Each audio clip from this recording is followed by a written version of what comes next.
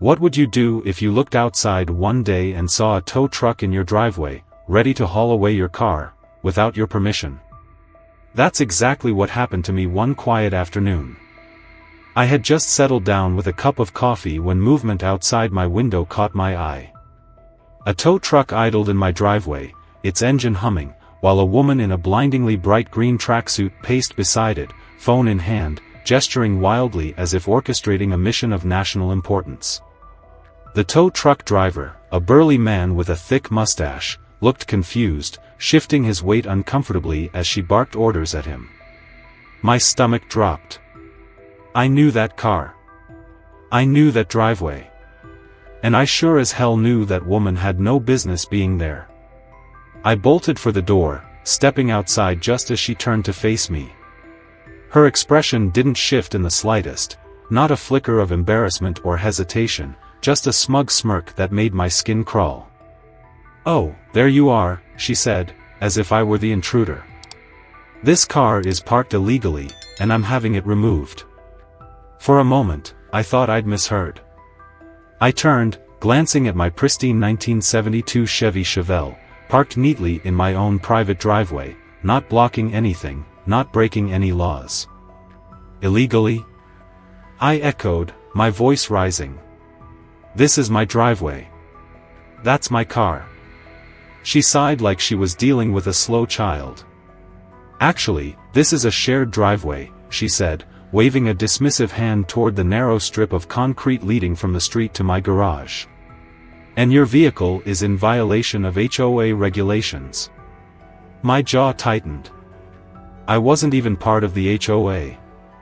My house sat just outside their jurisdiction, something I had confirmed before buying the property. I knew for a fact my driveway was mine alone. "Listen," I said, keeping my composure. "I don't know who you are or where you're getting this information, but you can't just tow someone's car because you don't like it." "Oh, I can," she shot back, crossing her arms. "And I will. You see, you've been causing problems for the entire neighborhood. That car of yours is too loud, too old, and frankly, it's an eyesore. We're trying to keep this area respectable." Heat surged through my veins. It wasn't just the audacity of her claim, it was the way she said it, like she genuinely believed she had the right to dictate what I did on my own property. "This car is none of your business," I snapped. "Now I suggest you leave before I call the police." She let out a sharp, mocking laugh. "Oh, please do," she said, her eyes gleaming. "I'd love to explain to the cops how your car is violating HOA rules." I turned to the tow truck driver, who was starting to look uneasy. "And you," I said, pointing at him. "You know this is illegal, right? You can't tow a car from private property without the owner's consent." He shifted nervously. "Look, lady," he said, glancing at Karen. "Are you sure this is okay?" "It's fine," she snapped, her voice suddenly sharp. "I already spoke to the HOA president, and they approved it. Just do your job." My hands clenched into fists. This wasn't just about the car anymore. This was about power, about entitlement, about some random woman deciding she had authority where she had none. "The HOA doesn't own this property," I said, stepping forward, placing myself between her and my car. "And if you so much as touch this vehicle, I'll make sure you regret it." For a moment, we were at a standstill. Her eyes narrowed, and I could see the gears turning in her head, trying to decide whether to back down or push forward. Then, with a sharp jab of her finger, she hissed, "You'll regret this," before spinning on her heel and stomping away. The tow truck driver muttered a quick apology before following her, leaving me standing there, heart pounding. I wanted to believe that was the end of it. But I knew better. This wasn't over. Not by a long shot. The next morning, I woke up to something that made my blood boil. A bright yellow notice was taped to my front door, stamped with the HOA logo. At first glance, it looked official, thick, bold letters warning me that my vehicle was in violation of community regulations and that I had 48 hours to remove it or face further action. I ripped the paper off the door and scanned it. Something felt off. There was no name listed, no contact number, no signature, just the HOA emblem and a vague legal threat. A sinking feeling settled in my gut. I wasn't even part of the HOA. My house wasn't in their jurisdiction. I had checked when I bought the property. This wasn't a real violation, this was Karen's doing. I stormed outside and scanned the street. There she was. Karen stood across the road, arms folded, watching my house like a hawk. She wasn't even trying to hide it. The second she saw me holding the notice, a smirk stretched across her face. I gritted my teeth. This woman wasn't just annoying, she was actively harassing me. Fine. Two could play this game. I walked back inside and installed a security camera above my garage, making sure it had a clear shot of my driveway. If Karen wanted to pull anything, she'd be on tape. For the next few days, the harassment kept escalating. I found another notice taped to my windshield, this time threatening hefty fines if I didn't move my car. Then, a neighbor mentioned that Karen had been going door to door, gathering signatures for a petition to have my car removed. She said it was a community safety issue, the neighbor told me, shaking his head. That your car was abandoned, leaking oil, attracting criminals. I didn't sign, but she's been getting people to. I clenched my jaw. Karen was outright lying, twisting the neighborhood against me. I decided to get ahead of it. That evening, I knocked on a few doors myself, explaining the truth. Most of my neighbors were on my side. Some even admitted they'd signed the petition without realizing what it was really for. I felt a small sense of relief knowing she wasn't winning everyone over. Then, things got worse. The next morning, I stepped outside and froze. A bright orange sticker was plastered across my car's windshield, declaring it an abandoned junk vehicle, set for removal. My stomach dropped.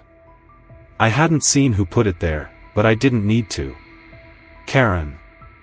I tore the sticker off and immediately called the city. A gruff-voiced employee confirmed that someone had reported my car as an abandoned, non-operational vehicle. That was impossible. I drove the Chevelle every day. I explained the situation, and after a long back and forth, the employee sighed. If you can prove registration and functionality, we'll remove the violation. It took half a day of phone calls and paperwork to clear it up. Meanwhile, Karen sat on her porch, sipping coffee, pretending not to watch me struggle. That was the moment I realized something. She wasn't just trying to get rid of my car. She was trying to wear me down, trying to frustrate me, exhaust me, make me give up. But she had underestimated me. I reinforced the security system, installing another camera facing the street. I filed an official complaint against Karen with the city for making false reports. I thought that would slow her down. I was wrong. That night, I heard a strange noise outside. A faint metallic clink. I tensed, heart pounding, and crept to the window. A figure crouched next to my car. Karen. She was holding a pair of bolt cutters. I grabbed my phone and bolted outside. "Hey!" I shouted. Karen jumped to her feet, the bolt cutters dangling in her hands like a smoking gun. For a brief moment, she looked caught, but then she straightened, completely unfazed. "Oh, this?" she said, tilting her head. "I was just checking something. Making sure your car isn't leaking oil all over the driveway." I scoffed. "You were trying to cut my wheel clamp," I snapped, pointing to the security device I had installed earlier that week. "And guess what? It's all on camera." For the first time, Karen's confidence wavered. But only for a second. Then, like a switch flipping, she crossed her arms and smirked. "Go ahead," she said smugly. "Call the police." I'd love to see what they have to say about your illegal modifications. I clenched my fists. This woman had no idea what the law even was. You don't even know what you're talking about, I shot back. Oh, but I know enough, she sneered. And I know the HOA has rules against cars like this. This isn't HOA property, I snapped, my patience snapping along with it. You have no authority here. And neither does your little HOA. For the first time, she didn't have a response. But instead of backing down, she just sneered at me. We'll see about that, she muttered before storming off into the night. The next morning, I filed a formal complaint with the police. The officer seemed unimpressed at first, just another nosy neighbor dispute. But I handed over the security footage, showing Karen tampering with my car. That finally got their attention. We'll look into it, the officer said, jotting down notes. But do you have any idea why she's targeting you specifically? Because she thinks she runs the neighborhood, I said bitterly. She's been harassing me ever since I parked this car in my driveway, and now she's crossed the line.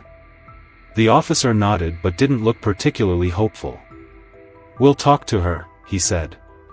But these things, they tend to blow over. I wasn't holding my breath. Because I knew Karen wasn't done. And I was right. She wasn't just going to stop. She was about to take things to a whole new level. I had hoped that after filing the police report, Karen would back off. Maybe she'd realize she had pushed too far and finally leave me alone. But that was wishful thinking. If anything, she seemed more emboldened. The first sign came just 2 days later. I woke up, walked outside, and froze mid-step. A deep, jagged scratch ran the entire length of my Chevelle's driver's side door. It wasn't just a small key mark, it was a deliberate, malicious gouge that dug into the paint like someone had been trying to carve a message into the metal. My hands shook with rage as I ran my fingers over the damage. I had spent years restoring this car, polishing it, keeping it in pristine condition. And now, some vindictive psycho had defaced it out of pure spite. But I didn't need to guess who had done it. I stormed inside and pulled up the security footage. My stomach dropped when I saw the grainy, night vision clip. There she was. Karen. Dressed in her signature green tracksuit, creeping into my driveway in the dead of night. She looked around, pulled something from her pocket, a key, maybe a knife, and dragged it across my car with slow, deliberate strokes, her face twisted with satisfaction. She wasn't just trying to vandalize my car. She was enjoying it. I immediately called the police, this time with solid evidence. When the officer arrived, I practically shoved my phone into his hands.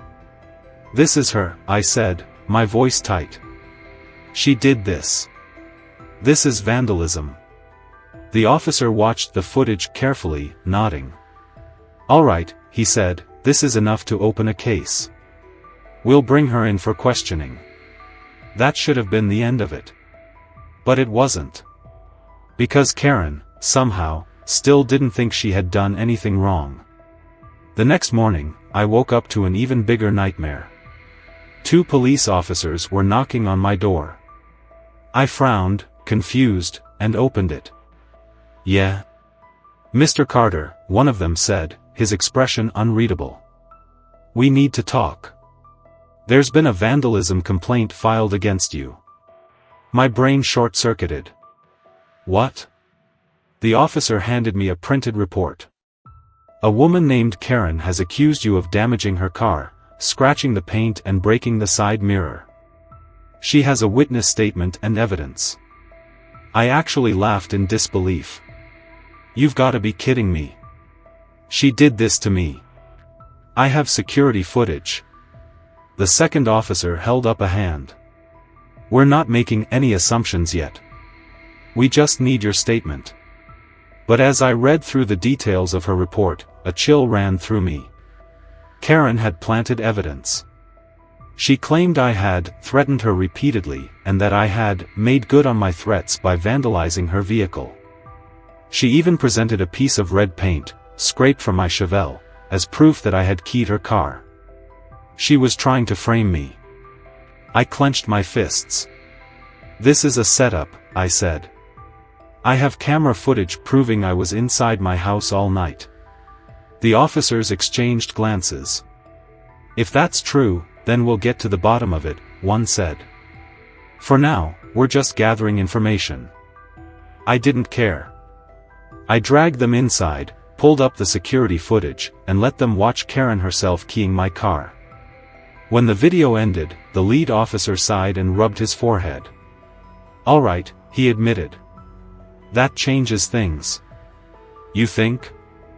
I snapped. They left to speak with Karen, but the damage was already done.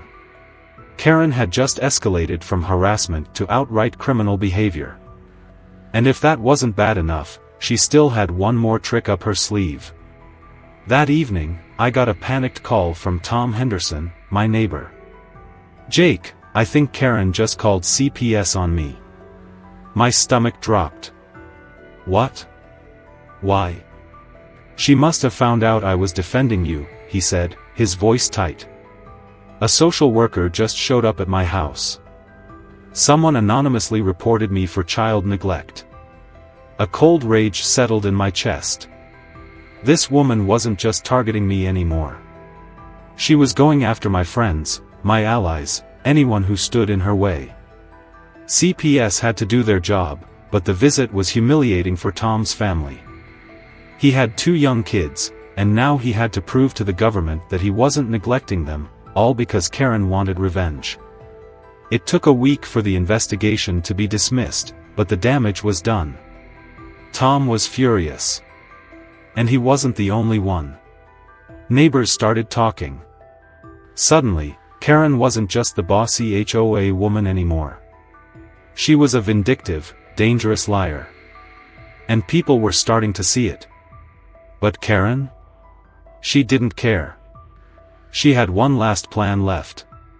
And this time, she wasn't just trying to get me fined or harassed. She was going to destroy my car for good. I should have known Karen wasn't finished. I should have expected that someone as brazen, entitled, and unhinged as her wouldn't accept defeat, even when she was caught red-handed on security footage. But I wasn't expecting what happened next. It started with another tow truck. I was out running errands when my phone buzzed with a security alert. My driveway camera had detected motion. I pulled up the live feed and felt a rush of fury. Karen. She was standing in my driveway again, this time with a different tow truck driver. She pointed at my Chevelle like it belonged to her, her mouth moving in rapid, clipped orders. I immediately called the police as I raced home, gripping the steering wheel so hard my knuckles turned white. By the time I screeched into my driveway, 2 squad cars were already there. The tow truck driver stood by his rig, arms crossed, looking annoyed as hell, while Karen was engaged in a heated argument with one of the officers. "This car is violating HOA regulations," she was yelling. "I have every right to have it removed. The board approved this." The officer, visibly unimpressed, shook his head. "Ma'am, we've already been through this. This property is not under HOA jurisdiction." He held up a copy of my property deed, the one I had given them after Karen's last stunt. "This driveway belongs to Mr. Carter. You have no authority here." Karen's face flushed red, her lips twisting in frustration. "But it's an eyesore. It doesn't belong in a neighborhood like this. We're trying to keep things respectable." I let out a sharp, disbelieving laugh. "That's your argument? That you don't like the way my car looks?" The tow truck driver threw up his hands. "I knew something was off," he muttered.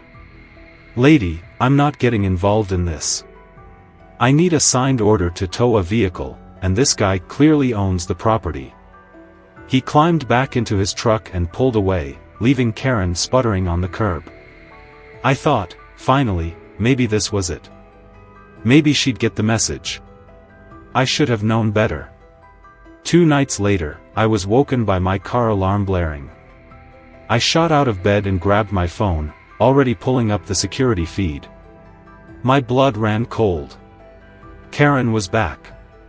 And she wasn't alone. 2 masked men stood with her in my driveway, both holding crowbars. Karen was gesturing toward my car, her voice muffled through the cameras, but her intent was crystal clear. She wasn't just trying to get it towed this time. She was going to destroy it. I grabbed my phone with shaking hands and dialed 911.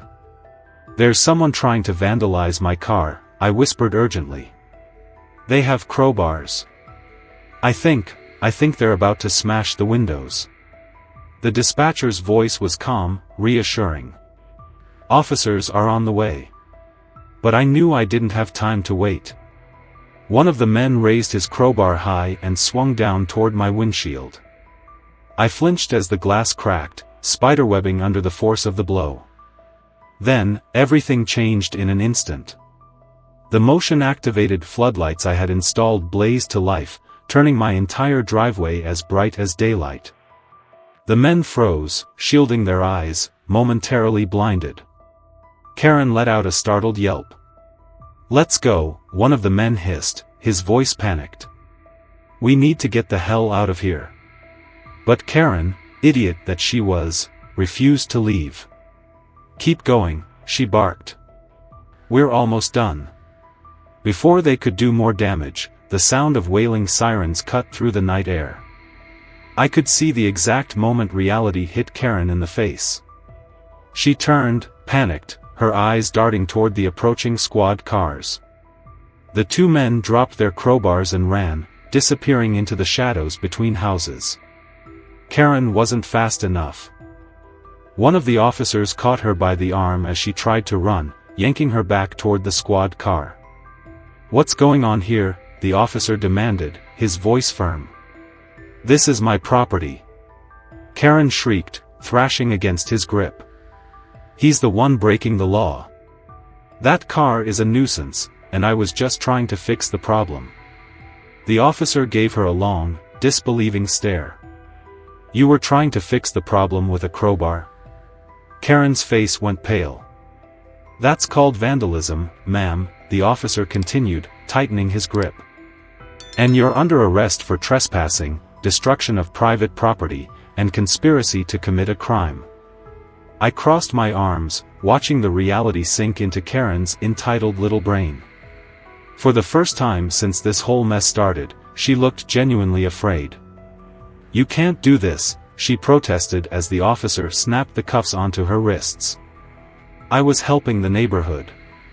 "Yeah?" I said, stepping forward. "Well, the neighborhood doesn't want your help." They loaded her into the squad car. A few of my neighbors had come outside, drawn by the noise. I caught Tom Henderson's eye, and he gave me a satisfied nod. "She finally got what she deserved," he muttered. And for the first time in weeks, I felt something close to relief. But the story wasn't over. Because the next morning, I got a call from the investigating officer. "We've identified the 2 men who were with her last night," he said. "It turns out Karen hired them. She paid them to destroy your car." I let out a long breath. I wasn't even surprised anymore. "So," I said slowly, "she wasn't just harassing me. She was actively plotting to destroy my property." "That's what it looks like," the officer confirmed. "The good news is that with all the evidence you provided, security footage, vandalism reports, witness statements, we have a solid case against her." I thanked him and hung up, staring at my damaged Chevelle. The broken windshield, the scratched paint, the crowbar dents along the hood. Karen had pushed me to my limits. But in the end, her own arrogance had been her downfall. And she was finally going to pay for it. Karen's reign of terror had finally come to an end, and the aftermath was nothing short of glorious. The moment word spread about her arrest, the neighborhood erupted with stories. It turned out that I wasn't the only one she had tormented. People came forward with tales of her filing false HOA complaints, harassing families over violations that didn't exist, and even trying to fine a neighbor for painting their house blue because she didn't like the color. The HOA, desperate to distance themselves from her, issued an official statement. Karen had been acting entirely on her own, forging letters, making unauthorized calls, and abusing HOA authority she never actually had. They even went as far as offering to cover the damages to my Chevelle, though I suspected it was more about saving face than genuine remorse. But the best part? Karen wasn't just slapped with a fine or a warning, she was charged with multiple counts of vandalism, trespassing, harassment, and conspiracy to commit property destruction. With all the evidence stacked against her, including security footage and witness statements, the judge didn't go easy on her. She was sentenced to 6 months in jail and ordered to pay full restitution for not just my car, but every neighbor she had harassed. By the time she got out, she had already put her house up for sale and moved out of the neighborhood entirely. Just like that, the storm had passed. And what a difference it made. Without her lurking around, the entire neighborhood felt lighter. People started talking more, organizing small get-togethers, and I even helped set up a monthly community barbecue, something that, according to the older residents, had been impossible with Karen around. As for my Chevelle, the restitution money covered the full restoration, and after everything it had been through, driving it felt like a victory lap. Every time I saw the gleaming red paint in my driveway, it was more than just a car, it was a symbol of standing my ground, of refusing to be bullied into submission. Looking back, I realized this whole ordeal had taught me a valuable lesson. It wasn't just about protecting my property, it was about not letting people like Karen get away with their self-entitled nonsense. Some people thrive on power trips, thinking they can intimidate others into submission. But the moment you push back, stand firm, and gather support, they crumble under their own arrogance. So, the real question is, have you ever dealt with a Karen or an HOA nightmare? Did you stand your ground, or did they get the best of you? Share your stories below, let's see who had it worse.